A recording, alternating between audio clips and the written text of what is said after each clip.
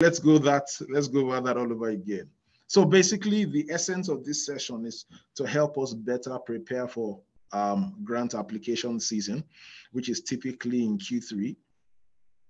The fact is that once we hit September, right, we are in that position where all not-for-profit funders typically start to put out those applications. And those applications are coming out with 2023, 2024 implementation in mind. So when with that at the back of our mind, we also understand that most not-for-profits are either going into rest season because they spent all of late last year into probably about now executing, right? Or they're going to spend all of the summer in execution mode. So with that in mind, with that as a backdrop, it becomes extremely necessary for us to prepare ourselves to put those sound applications out there. That's really the goal of this conversation. So over the next 50 minutes, give or take, the goal is to help us see why and to help us, clarify and have clarity on the things that we need to do. Now, in putting together, successful winning applications, the things that we consider, the things that we have in mind, is a lot of documentation to gather. But it's not just gathering the documentation, it's gathering the documentation in a manner that tells your story. Not every grant application you put in will be in exact alignment with what you do. But when the funders can see clearly that there's an alignment between your objectives, your activities, your projects, and their objectives, it puts them in a position to make a decision that is favorable towards you. Whereas if all you do is you just put the paperwork together and send it to them without necessarily addressing the issues around who you are, what you do, what you've been able to achieve historically, and how those align with their own objectives as the holders of the bag, it makes it difficult for them to decide in your favor. And the fact is, we do not want to give anybody a choice to do anything apart from, hey, here are the funds you need to go do what you need to get done, right? That's a position we want the people reviewing our grant applications to be in. So when we started the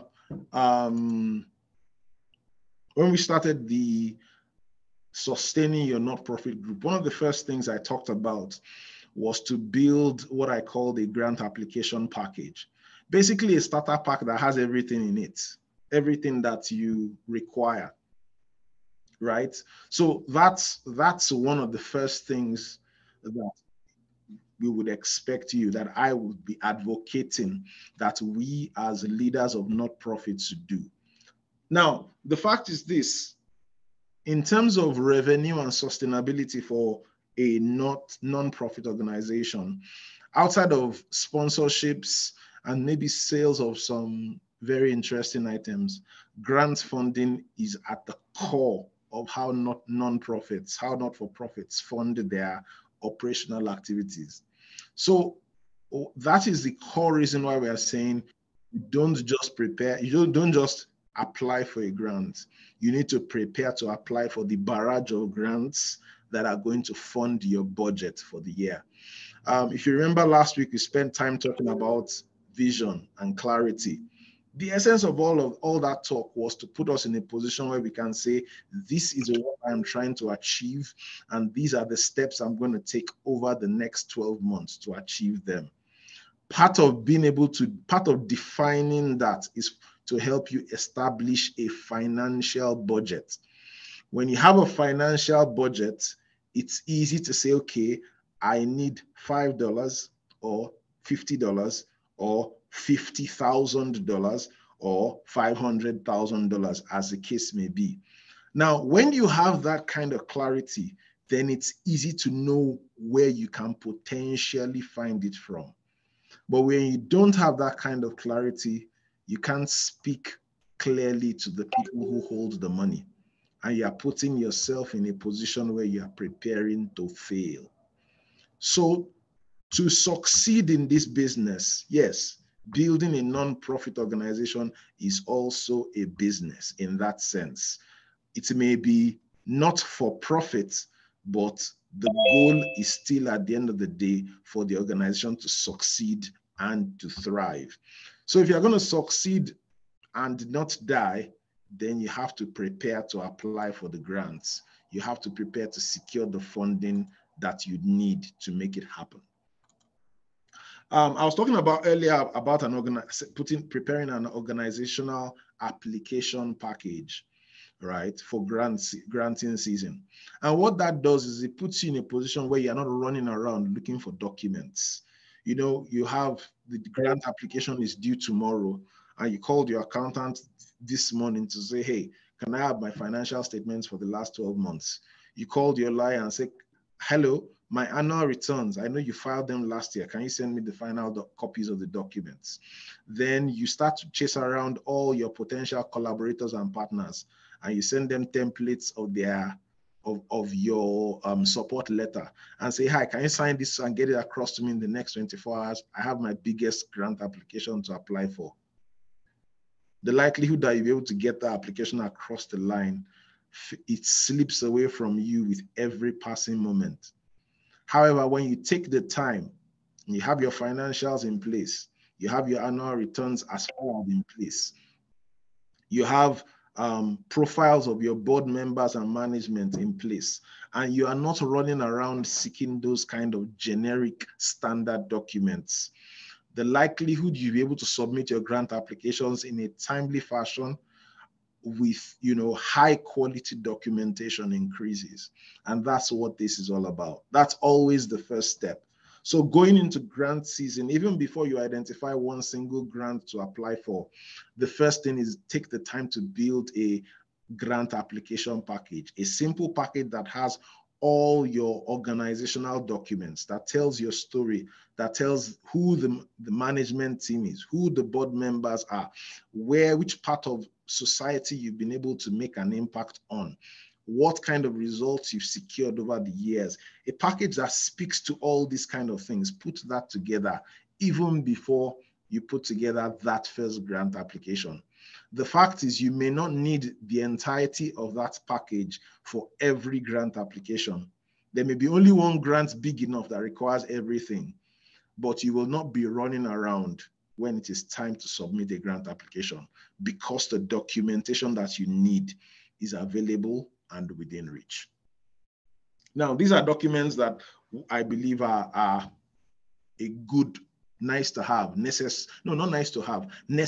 to have in this package. Incorporation documents, your articles of incorporation, your bylaws, your filed annual returns, historical financial statements, if you have any, historical tax returns as filed, if your financial year has passed. You are required as a non-profit or a charitable organization to file your tax returns every year, every fiscal year. Whether your financial year is a calendar year or it's off cycle, which makes it a fiscal year, you're required to file your tax returns every year with the Canada Revenue Agency. Even though you are a non-profit or a charitable organization, that still applies. And having those returns filed and ready is always going to help you to stand in good stead. Profiles of management and board members, I mentioned that, and definitely impact statements. Very people spend time thinking about impact statements. But the fact is this, when people know that you can do good with $5, they may want to give you the same 5 or give you another 5. Or they may choose to give you 50 because they can see the impact that you have when you have 5. So don't skimp in telling your story. Don't hide who you are. Don't refuse to speak about what you've been able to achieve with whatever you have, however little it may be. So it is necessary to bear it in mind that, hey, I am having an impact and I am going to tell my story because it makes a difference for you. So these documents and anything else that supports what you've been able to achieve or you've been able to do will form what I call an organizational grant application package. Now, in terms of grant applications, you know, there are organizations out there who have the money. They have the money. That money that you want, they have it. It's sitting in their bank account. You know, the federal government, the provincial government, the municipal governments, other charitable associations, just charitable organizations like ourselves, community foundations, other organizations formed and established with philanthropy in mind. Those are all potential funders. But not every funder wants to fund your cause. Do you understand? Please, as I proceed, if you have questions, don't hesitate to ask. The essence of this session is that we are learning and that we are going to put this to use as we go into grant application season. So as I was saying, not every funder is interested in funding your cause. So you need to put in the time to find the people that are willing to part with the money that you need for your organization. You need to put in that time. So the first question I will always ask is, who are the people that are doing what you want to do? Probably doing it at a higher level. Who are the guys that you're hoping to be like in 5 years, 10 years, 15 years, 20 years, 50 years? When you identify those kind of organizations, what it does for you is it helps you to find the people who are funding them, the people who are providing the cash that they are using to run their operations. Because as a non-profit, they are not selling anything. People are giving them money to do what they want to do in society. So what identifying this organization will help you to do is to help you to find your own funders, your own potential funders, right? So we're talking about, if you know that you are in the area of, providing food and shelter to the less privileged members of society, people that are homeless are your passion. You want to feed them, you want to clothe them, you want to run a soup kitchen, you want to get clothing from other organizations and provide it to them. Then who is the primary organization that provides food for the hungry in Canada? We know it's food banks, the Food Bank of Canada. They are Food Banks Canada is the name of the group, and they basically represent all the food banks across the cities and municipalities across the country. So the first question is, who is funding them? Who are the people that provides funding for the Food Banks Canada, for example? When you find who their funders are, whether it is grant providers, whether they are corporate sponsors, or whether they are in-kind partners who provide volunteers or materials for them to execute their projects. When you locate those people, don't look at them as just organizations out there. I want you to realize that those are your potential funders. Those are the guys that are that are potentially going to be able to put the money down, right, for you to go ahead and execute the programming that you have designed. When you find your potential funders, you're not just going to put down their names in a Rolodex. You're going to get on LinkedIn and you're going to find their contacts. You're going to find the people who are their community liaisons, the people who execute their programs, who are their partners, who are the community organizations that they work with, who are the organizations your size that are affiliated with them, and then see how you can start to make connections. The truth is, when you build relationships, right, with these kind of organizations, you put yourself in a position where your name comes up in the funding conversation, whether as an in-kind provider, or whether as a collaborator, or whether as a partner on a project, your name starts to come up, or whether for approval for a grant that you have applied for. I can tell you for free that if nobody knows you and nobody knows what you are doing, the likelihood that you get any funding is slim to none. But when you're out there making connections, meeting people, having conversations, collaborating with other not-for-profits on their programs or your programs, as the case may be, you set yourself up to be a recognizable quantity that can be funded within the community. Love has a question. Please, can my organization get help with annual returns? If so, what is the cost?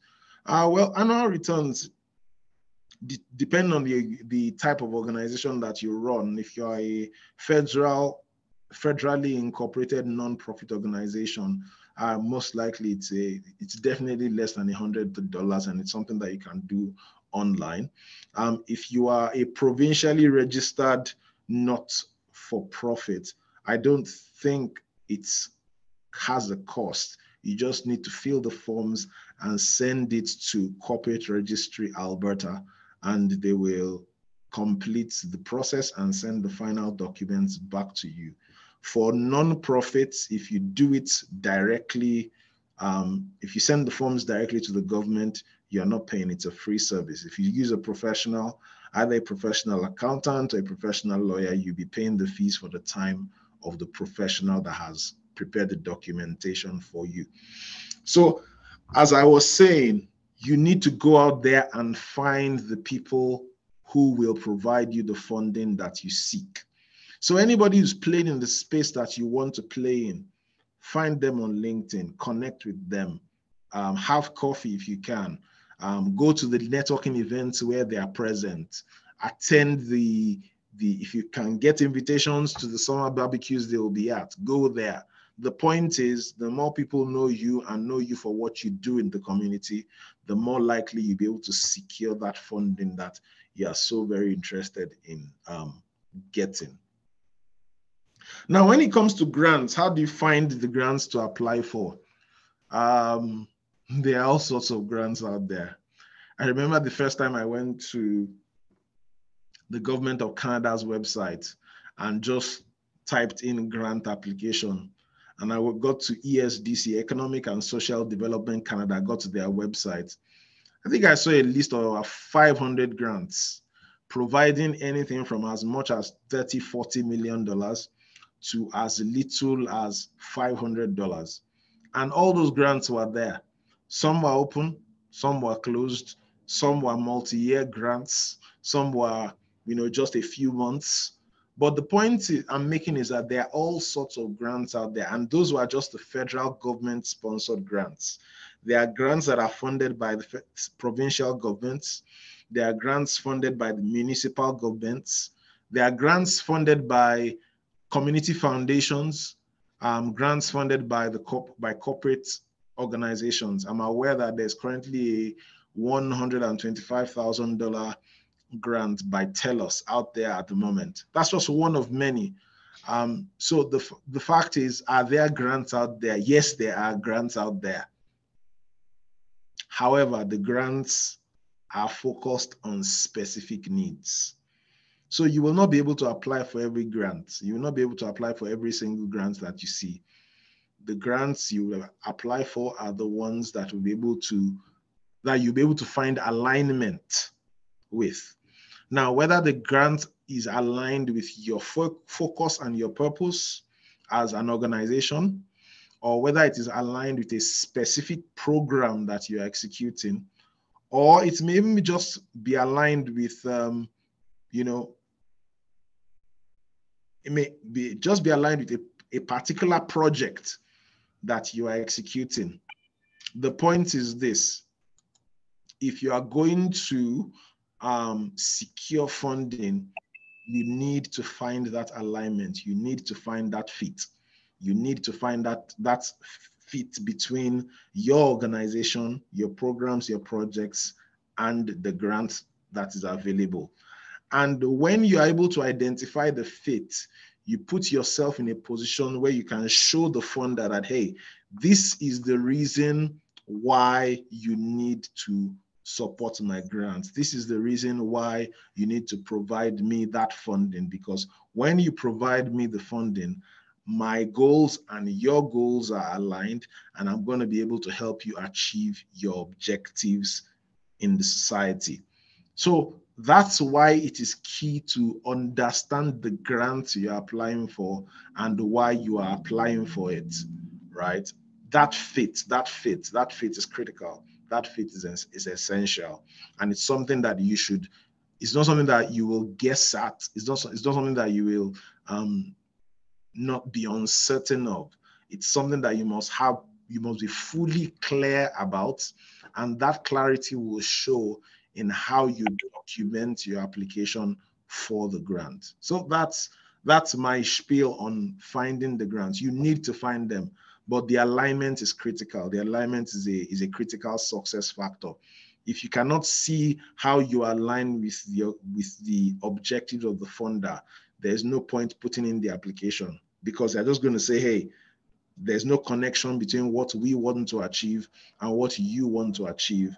So we don't see any reason why we should give you the money. And at the end of the day, he who pays the piper dictates the tune. The funder has objectives, but they cannot go out there and do all the work themselves, which is why they are looking for organizations like yours and mine who are willing to put in the time to execute the work, right? So that the funding, their own objectives, their own goals are achieved. That's what this is about. Does anyone have any questions so far? Any questions? Fantastic. I'll go ahead. So like I said, you need to take the time to identify the alignment between your foundational course and your specific program. It is necessary that you identify that. When the objectives of the funder are clear and there's an alignment between their objectives, your course, or your project or program, then you can say, okay, we are working together towards the same objectives. And based on that, you can put together a budget. Now, when you are preparing your budget, you are looking at your grant and you are saying, is there an operational component within this grant? Because whether we like it or not, as not-for-profit organization, as not-for-profit organization leaders, we are responsible for turning the lights on and keeping them on. You are responsible for having a space, an address, paying a living wage to whoever you hire, whether it's full-time or part-time, providing an atmosphere for your volunteers to be able to do their work without any stress or hassle. That is our responsibility. And that responsibility comes with a price tag. So every opportunity you have to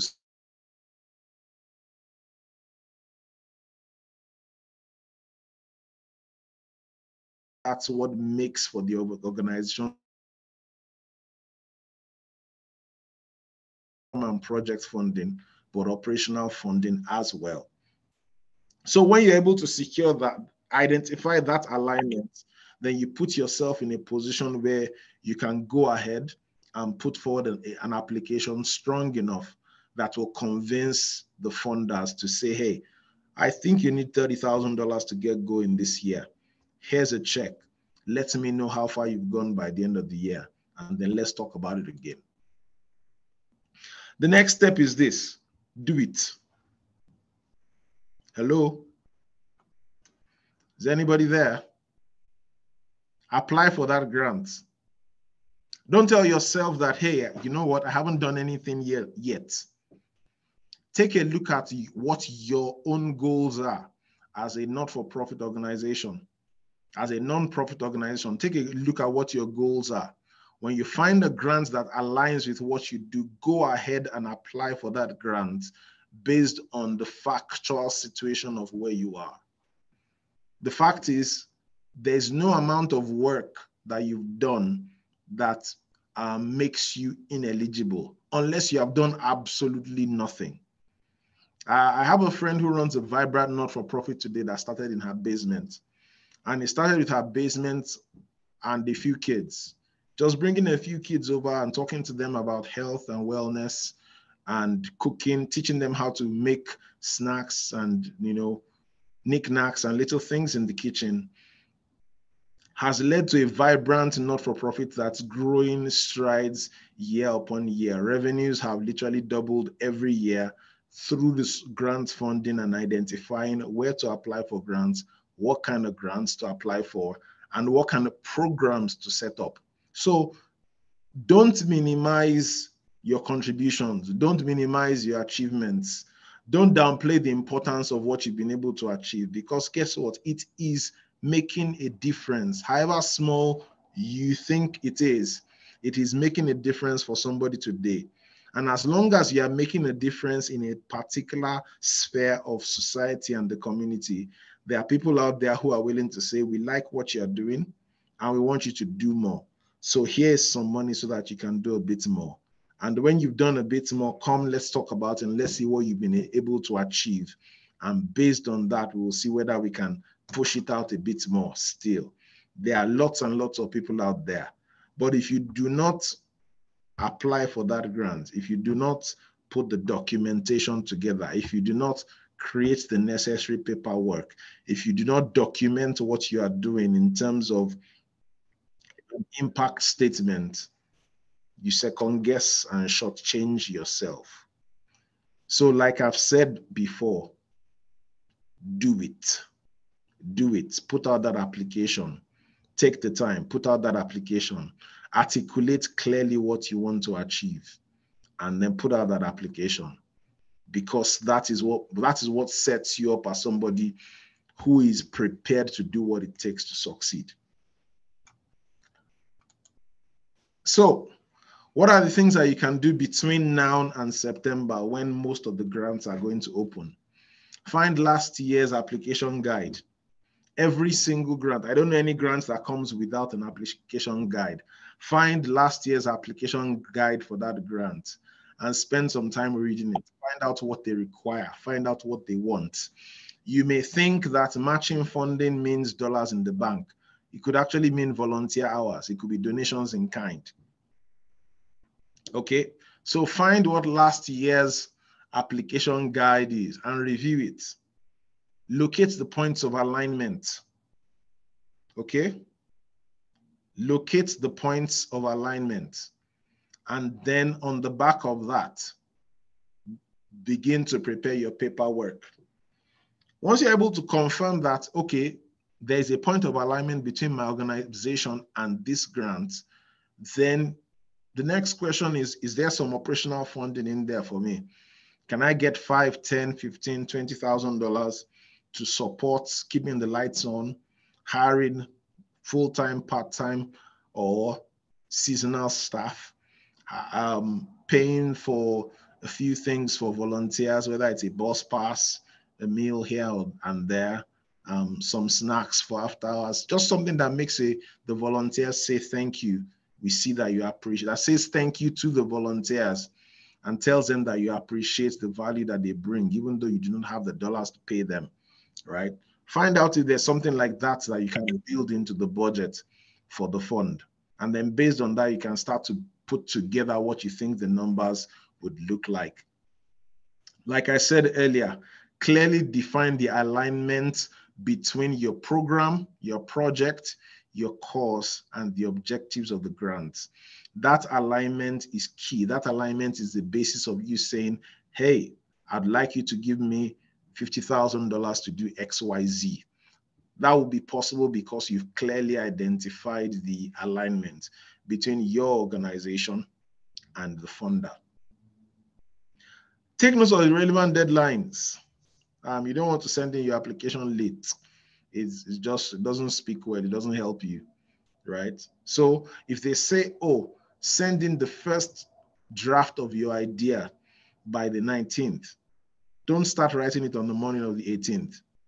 Make sure that by the 18th, you have a decent draft that you are willing to send in if you haven't sent it already. Don't write it all by yourself. Find a few people that you can work with that will be interested, that can take a look and 4-eye the idea for you. And then they say, oh yeah, if we like your idea, we'll come back to you and then we will ask you to write a more detailed plan for us. Fantastic. Submit the detailed plan 60 days after you receive our email. Please, once you get that email to submit a detailed plan, dive straight into it. Have it done in 30, max 40 days.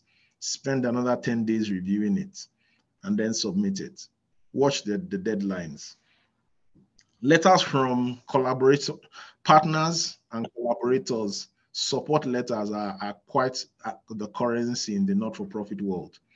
So don't try to go it alone. Find other organizations that you can work with. They may not be doing exactly what you're doing, but they should be working in the space, the general space that you're working in. So if you're working on women's matters, then find somebody who is working on women's matters in some other way. And then you guys can collaborate and run events together, hold programs together, execute projects together.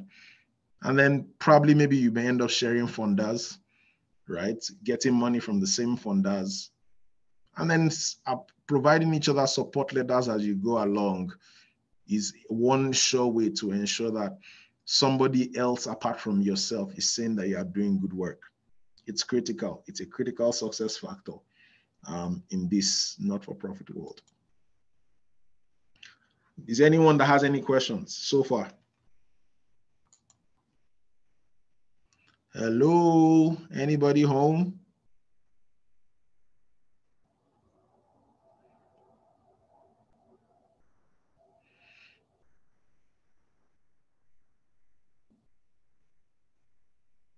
We're following you. Please go ahead. Well done. Thank you. So having gone through all of these items, I just wanted to draw attention to a few things that I believe funders look for when they are looking at an application. The fact is that some people just want to do good out of the overflowing milk of human kindness in their hearts. So they just say, hey, you know what? I have these 2-3 children that I've seen. They're not doing very well. I've been able to support them over the last 1 year with lunch and dinner, and it's cost me X dollars. And I'm looking to take on 2 or 3 more, and I found them. You can do that, but having a clearly legal structure through which you do this kind of work is advantageous because it makes it easy for you to be able to secure support. You are not seen as just a nice person. You are seen as an organized person who has put together the legal framework to ensure that they can deliver these services on a sustainable, ongoing basis. And that's why it is necessary for you to set up the relevant legal structure. Whether you are a not-for-profit and you're choosing to remain as a non-profit, or you're going to eventually seek to attain charitable status and become a charitable organization, that's up to you. But setting up the relevant legal structure will always, always, always stand you in good stead. Funders like that because they don't necessarily want to deal with individuals. They want to deal with corporate organizations. Having your annual returns filed is a good thing. It will help you because it just says that the non-profit work that you're doing is not just a part-time. It's not just a pastime. It's something that is important to you. And you have set it up in a way that you can hand it off to somebody should you not be able to continue it. So having a legal structure and keeping your documentation up to date in terms of annual returns, in terms of tax returns, are all critical. Funders like to see that, and it's in our interest that we do that. Corporate governance is very important. It's not necessarily easy.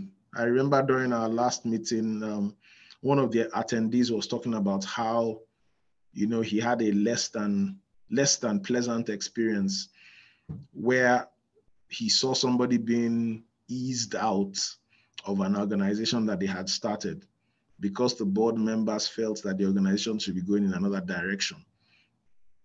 That's not a very pleasant story. However, I can tell you for free that there is no funder that will be upset with that organization because the corporate governance was in place. And if the board felt it would serve the organization better for the founder to be out of the picture, that would be their preference. I'm not saying that funders want boards to kick founders off the board, off the organization. That's not what I'm saying.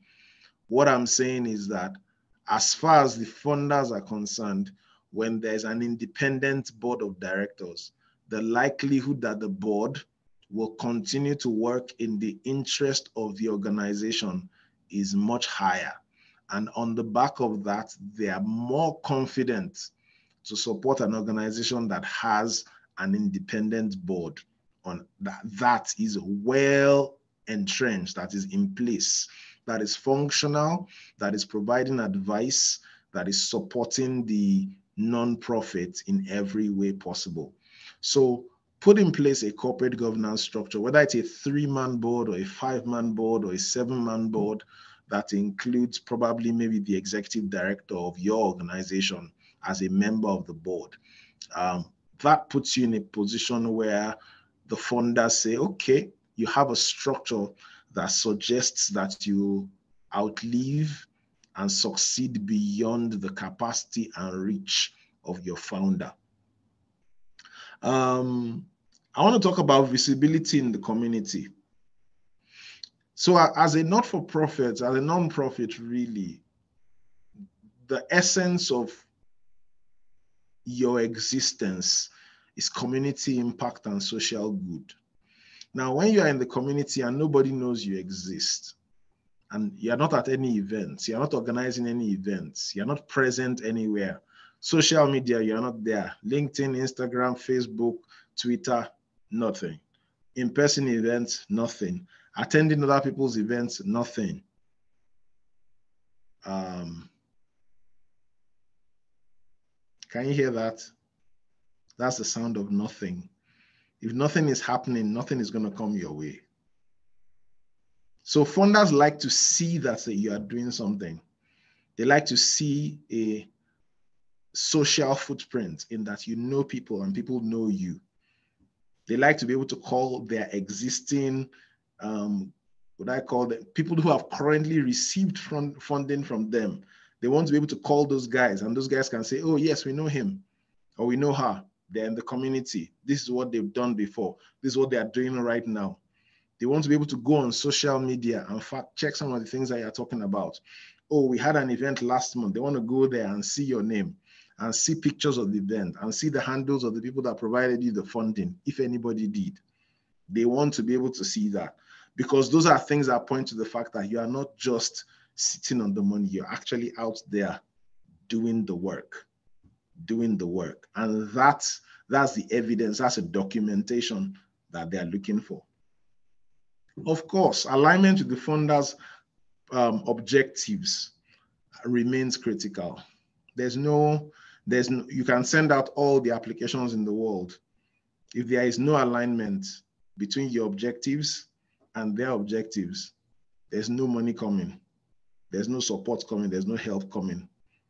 But when there's a clear alignment, between what you want to achieve and what the funders' objectives are, you put yourself in a good place. You stand yourself in good stead, to be able to succeed. You stand yourself in good stead to be able to secure the funding that you seek and to be able to take your organization from where you are now to where these funds will take you to.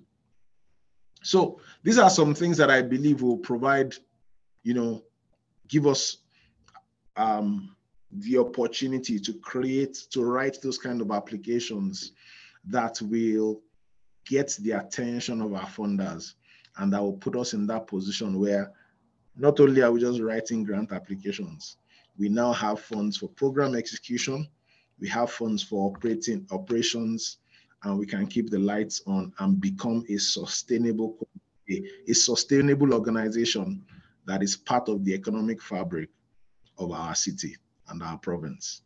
So that's pretty much what I have for you this evening. Any questions? You can unmute yourself, ask your questions or your comments. This is a good time for that.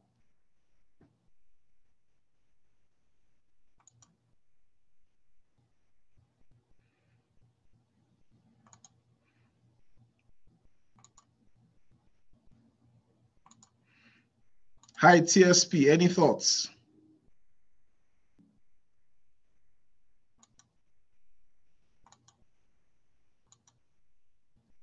Hello, Dotun. Thanks for the presentation. Thank you very much. The question I have is, how do you get those letters from the community?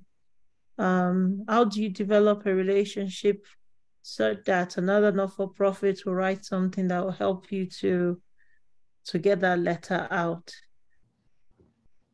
So if you remember, I said something about showing up, right?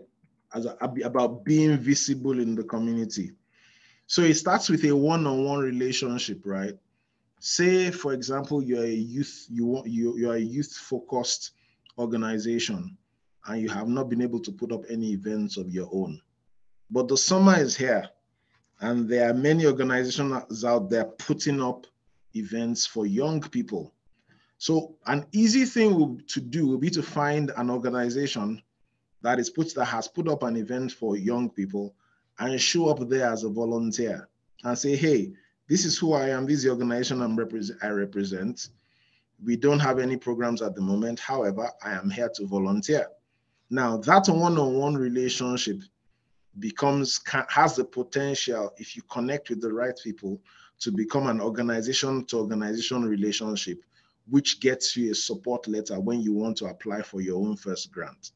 So the first thing is you show up in the community, you make the relationships, you connect with relevant people, right? Have the conversations, let them know who you are and what you do. And based on that, it's easier to say, okay, we see you and we see what you're doing, and this is how we can collaborate with you. A letter of support is not an easy letter to write because it's simply saying, hey, I know them and I know they will do good work. So it's testifying to your ability to execute. And it's not something that you give away frivolously. However, you can get it by getting into the community and participating in what is going on at the moment. I hope I've been able to answer your question properly. Thank you. Thank you very much. Any other questions tonight?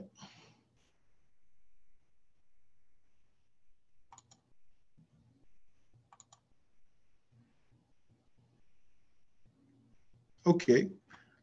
This is 7:54. I have 6 more minutes. So I'm just going to tell you a bit about who I am and what I do. And then we will take it from there. Oh, okay, TSP, I see you. It's fine. We understand. Most of us have families and young ones. And yeah. Okay, so my name is Dotun Ayodele, Bamisaiye of Dexteritas Professional Corporation. We're a full-service accounting firm that operates out of the city of Calgary. We serve clients from coast to coast to coast, from the Yukon to Victoria Island, BC, and as far as Atlantic Canada, providing accounting, financial statement preparation, corporate and personal tax returns, as well as business plan writing, bookkeeping, financial forecasting and budgets. And we also collaborate with one other organization, TFD Advisory, who spends lots of time writing grants for organizations, business plans and grants to be precise, along with outsourced accounting. So we're principally a bunch of accountants serving for-profit and non-profit organizations in Canada. That's a picture of me. I like that picture very much. I'm shocked to say that I've been doing accounting for almost 2 decades now. and I've enjoyed every minute of it. I continue to do it, and I currently work with a team of 7 at Dexteritas, and we're growing firm. So that's all about me. Our offices are on Flint Road, Unit 202 7909. And if you have cause to want to engage further on any of the services that we provide, either for not-profit, for non-profit, or for for-profit organizations, you can contact us at any of the, oh, I don't have any of our contacts here. You can check out our website. All of our contact information are on our website, dexteritas.ca. So without taking any more time, thank you to everyone who has showed up this evening. LCC Media, Love's Phone, Love's iPhone. No, that's Love. That's not Love's iPhone. That's Love. Love showed up. Yeah. Thank you very much. TSP, thank you very much. Mrs. Omoni Yojo, thank you very much. We're grateful that you chose to spend this time with us. We'll be back next week. Next week, we're going to be talking about, let me see, what's that topic again? I know I put the material together. It's still brewing in my head. Yes, we're going to be describing what your summer should look like if you plan to succeed, right? So we'll be looking forward to talking this same time next week. Sometime tomorrow, we should have the recording of this session up. And yes, we will be sharing it so that you can listen and prepare.